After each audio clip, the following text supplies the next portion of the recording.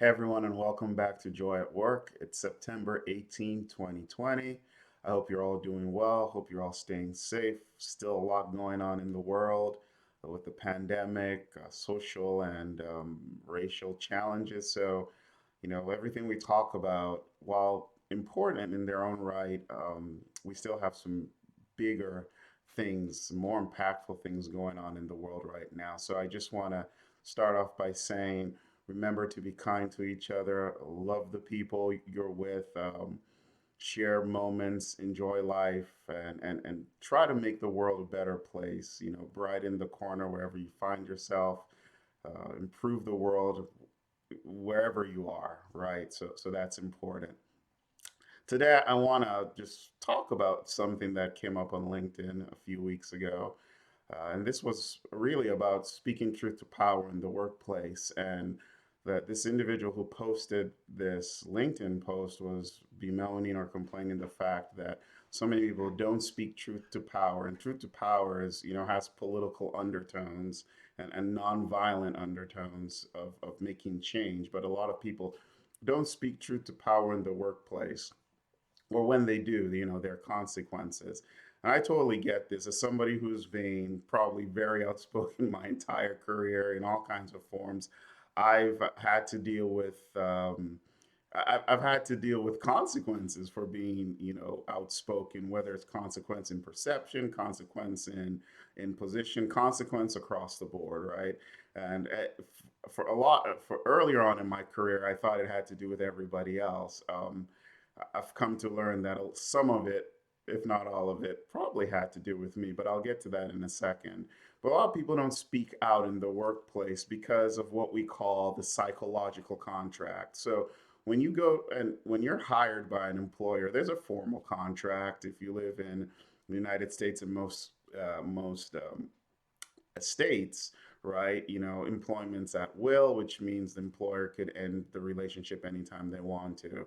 But nonetheless, there's a formal contract, what you're going to get paid, what you're supposed to do, and all that good stuff. But what we don't talk about as much is the psychological contract that exists.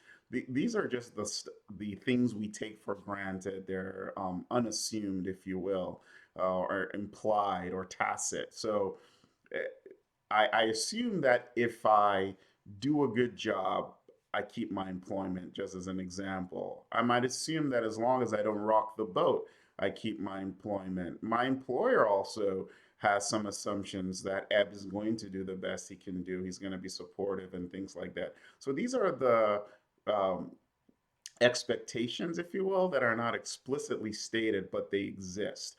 And when we talk about speaking truth to power, quite often it's really a question of, are we about to violate the psychological contract? Am I about to say something that's going to upset somebody and that can have consequences, negative consequences, or maybe even the worst kind of consequences are not losing your job, but just being stuck because people deem you or label you a troublemaker or a noisemaker or something like that.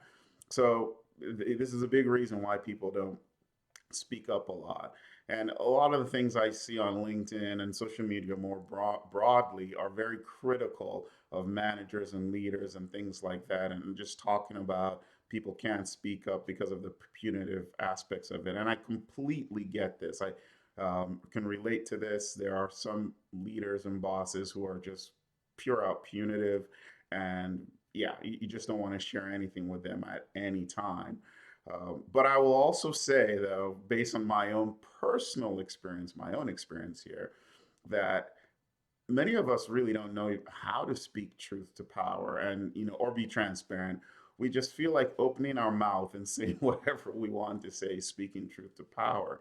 And, I don't think that that's it. I've come to learn that that's not it, especially when you want to speak truth to power for the greater good and not for yourself. And I'm not saying that you shouldn't look after yourself. You need to think about that and think about that in the context of the psychological contract and relationship with your employer. But when you think about speaking truth to power for the greater good, a leader is doing something that's having negative repercussions on your team, or somebody made a decision that's hurt somebody, or we've introduced a practice that's really getting in the way instead of helping us. Like those are things that need to be spoken about and need to be spoken about with the focus on the impact that it's having. Assuming that everybody can come together and say, we want to succeed. And most organizations want to be successful. Yeah, there are people who want to expand their power and just become more famous within context. But in most places, the organization wants to succeed and do better. And if you can focus your observations and not just anecdotes, because a lot of times people come with anecdotes and want to make a mountain out of a molehill without additional information.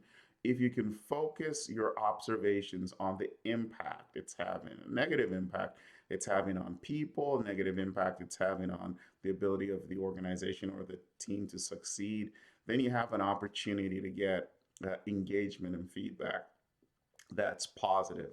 The other thing about, speaking truth to power, in addition to focusing it on the impact, is having empathy for the person you're trying to give feedback to. One of the things I've learned in my career as I've had the privilege of assuming larger responsibilities and just being in charge of more things is that until you're in those seats at times, you don't fully comprehend the competing uh, priorities, the competing challenges that folks in those positions have to deal with. It's very easy to be a Monday morning quarterback, as we'll say in the United States. It's very easy to just assume and assess, especially after the fact. But until you're the one having all this information come at you real fast and having to make these decisions and live with them, sometimes it's just you just don't have a good appreciation for it. I've always said this. It's like, if you it's easy to tell people how they should raise their kids till you have your own kids. Then you recognize that it's a little bit harder than it might seem. And so empathy is very, very important.